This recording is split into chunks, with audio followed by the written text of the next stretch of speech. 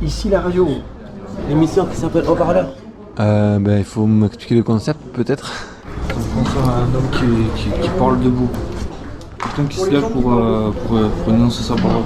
Les haut-parleurs. Ah, ça peut faire penser à mon téléphone aussi. Sur quel thème c'est? Ça fait penser à la démocratie, en gros. L'émission qui s'appelle Haut-Parleur. Lundi 14h-15h à la cafette. C'est bien.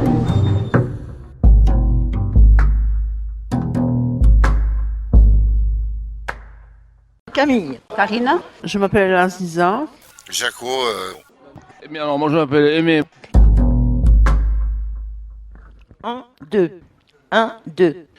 Bonjour à tous et bonne journée de la part de Camille. Bonjour. Alors, vous me dites qui vous êtes et ce que vous faites en Alors fait. moi je suis aide-soignante. Karine, aide-soignante, je suis la soignante de salle en fait. Et on me propose des fois des animations, des activités sur la salle. Et autrement, je suis là pour discuter avec les patients, s'ils ont besoin. Et donc en fait il y a une atmosphère qui est changée régulièrement dans la cafette. Alors nous sommes 2 soignantes de salle, en fait, 2 aides-soignantes. Et après au bar, c'est les agents de bar. Ils sont 4 et ça tourne. Voilà. Et des fois, on va les aider aussi au bar. C'est en fonction, oui, du thème. Là, on part sur... on va faire carnaval, on part sur le Texas cette année. Voilà. Et la réaction en général des usagers. Alors, ils sont contents parce que ça change, voilà, la cafette. Et après, ils participent quand même. Le jour de la fête, ils sont là, ouais. Ils aiment bien. Ouais. Parce que la musique, ils adorent ça. C'est vrai qu'ils participent. Quand il y a des activités comme ça, ils participent. Ils aiment ça. Bonjour, je m'appelle Aziza et je suis hospitalisée au pavillon de Verlaine. Je suis prête, je suis pas loin de la sortie, donc ça va. Donc vous aurez resté un petit séjour, un grand séjour. Non, un petit séjour. Il en reste un mois. D'accord. Je sors le mois prochain, le mois de mars. Qu'est-ce que vous tirez de cette expérience? Eh bien, je me suis reposée, j'étais fatiguée. Mon frère il a vu que j'étais fatiguée et il m'a hospitalisée. D'accord. Voilà. De vous-même Non, de moi-même, non, je ne voulais pas. D'accord. Et c'est mon frère qui m'a fait hospitaliser. Ça va mieux maintenant, ça va mieux. Ça va mieux, mais je suis là depuis le 29 décembre quand même. Hein. D'accord. Évidemment que je suis ici. Hein. Et vous connaissiez Marchand? Oui. Je connais Marchand. J'étais hospitalisé ici il y a 10 ans. Et je suis guéri, moi j'ai aucune séquelle mentale. Hein. Et on m'a attribué des traitements, des injections. Mais tant pis, hein, j'ai fait le moyen du bord. Hein. 10 ans ici, 5 ans à la clinique de Fréry et 5 ans à Beaupuy. Ça fait combien en tout? 20 ans. Ouais. Et grâce à Dieu, on m'a pas détruit les neurones. Grâce à Dieu, parce que les traitements, j'ai un pagaille. Et oui, heureusement que mes neurones ne sont pas détruits avec le traitement. J'ai eu de la chance que mes neurones ne sont pas détruits. C'est parce que j'étais fort d'esprit, moral, d'acier j'avais. C'est pour ça que j'ai pas été. C'est pour ça qu'ils sont pas réussi à. Ils disent soigner, mais en soignant ils détruisent aussi. Hein. Parce qu'ils m'ont mis quand même dans une structure. Quand j'étais dans une structure à Revel, là c'était la fin des haricots verts. Hein. J'ai vu des personnes détruites vraiment en compote, et qui criaient à tue-tête. Et pour les calmer, ils m'ont expédié là-bas. J'étais aux urgences et on m'a expédié là-bas, à Revel. Je peux vous dire que j'ai passé une nuit, le lendemain matin, à 6h du matin, la femme de ménage qui ne rentre pas. Ah oui, alors je ne sais pas si c'est une femme de ménage ou une femme qui s'occupe d'éliminer les patients. Elle est rentrée dans ma chambre avec une tête d'oreiller. Ah oui, une tête à séparation, une tête d'oreiller pour m'étouffer. Et j'ai fait la morte. Elle a cru que j'étais morte. Et après, je me suis levée, j'étais à l'accueil et je suis sortie de là. Et j'ai quitté Revel. Je l'ai demandé et je me suis plaint. J'ai écouté, madame, c'est inadmissible de voir, je ne sais pas quelle société cet individu, je ne sais pas si c'est une femme de ménage ou une responsable, je ne sais pas, qui vient mettre fin de vie à des gens dans cette structure. Et écoutez, moi je suis pas en fin de vie, il faut me laisser sortir. Moi je vais voir le directeur. Hein. Elle m'a dit, vous sortez. Et je suis sorti. Après, j'étais à Beaupuy. À Beaupuy, j'ai une autre expérience encore. J'étais hospitalisé là aussi. On m'a mis au sous-sol. Au sous-sol. Et il y a 2 psychiatres, femmes et hommes, formant un couple. Le mec, il vient me voir, il me donne un comprimé. Un comprimé. Je le prends. Et il a dit, ils se sont renseignés sur moi à Beaupuy. Ils se sont renseignés sur moi. Il m'a donné ce comprimé, putain de merde, je l'ai pris. Un mal de cerveau. Ah oui, un mal de cerveau. Déjà, j'avais un traumatisme crânien. Plus le comprimé, ça m'a fait mal. En tête, une grosse migraine, ça m'a fait, mais pire qu'une grosse migraine. C'est pas une grosse migraine, mais c'était pire que ça encore. C'était pour me détruire le cerveau, carrément, quoi. Le cerveau, quoi. Et il a dit, ce salaud, elle s'est empochée 20 000 €. Et parce qu'on m'a mis à un PDH à la hache, et là-bas, ils se sont renseignés.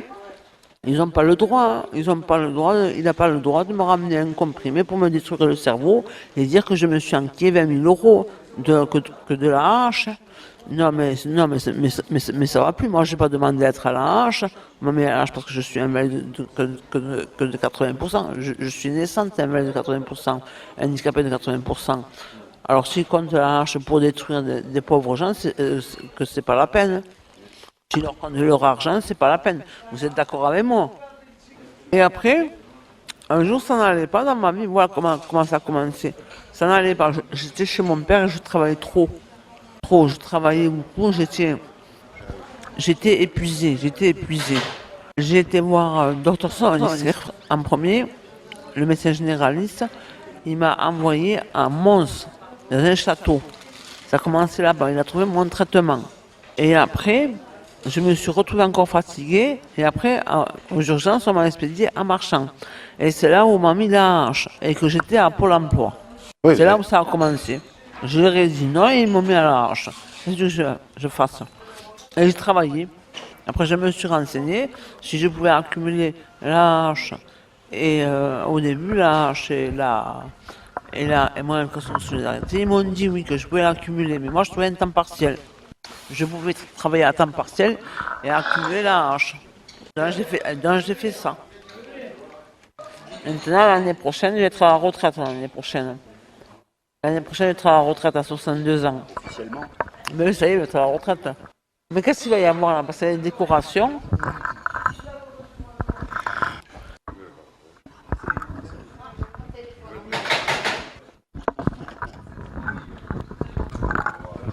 Alors, dis-moi ce que c'est quoi ça?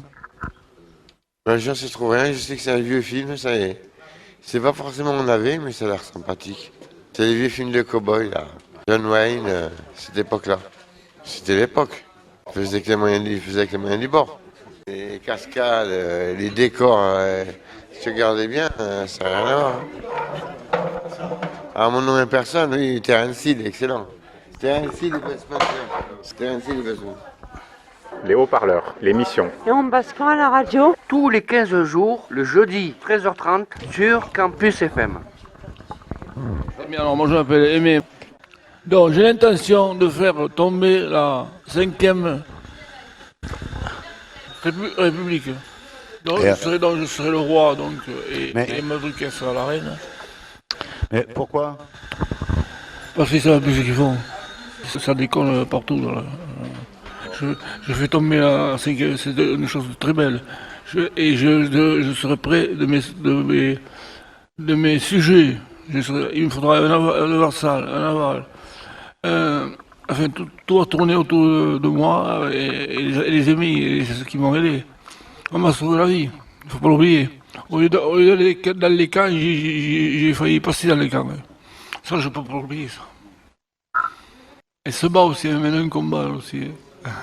Comme tout. Après, on n'est pas tous blancs de neige. Hein. On n'est pas tous blancs de neige.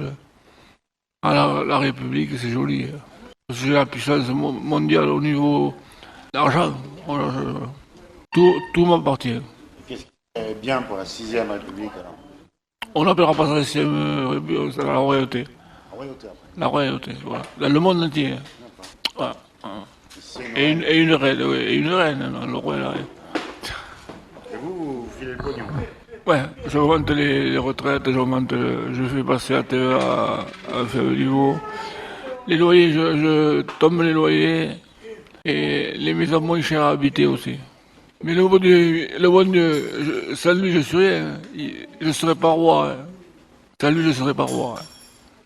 Et puis bien sûr, le roi s'amuse, je vais chanter. En parallèle. Ce qui m'arrive, c'est exceptionnel. Quoi. Exceptionnel. Mais tout dans la générosité, la fraternité, dans la foi de la vie, la foi de l'amour, et la pureté dans l'amour, c'était important. Et puis voilà. J'ai oublié de passer le bac. Et si j'ai pas passé le bac, heureusement que je l'ai pas eu, j'aurais été instituteur, C'est quoi, selon vous, la plus belle chanson d'amour? La plus belle chanson d'amour, c'est My Way. My Way. En français, My Way, ça donne quoi? Comme d'habitude. Pour chanter, moi, qu'est-ce que je fais? Je prends du miel, des amandes. Attendez, des œufs gobés, du miel, des amandes, des œufs. Et bien sûr, l'acrobasque, là. Je refais le cœur. Et cette acrobasque, elle me fait avoir la perfection dans la voix. On croit ou on ne croit pas. Quand on a le fait accompli, on se dit ça peut être que la croix. Hein. Concernant l'amour? Ah, non. Moi, l'amour, quand on va prendre le cœur d'une dame, hein, et qu'on va lui faire l'amour, il faut mettre des pétales de rose sur le lit, quand elle rentre, elle surprise. Une chanson a dit un jour de Balavoine, il a dit « Qu'est-ce qui pourrait sauver l'amour ?» Et sauver l'amour. Voilà. Avec l'argent. Et l'amitié, la sincérité, le sourire. Au revoir, mon cher ami. Ici la radio. L'émission qui s'appelle Haut-Parleur. Lundi 14h-15h à la cafette. Centre hospitalier Gérard Marchand. C'est bien.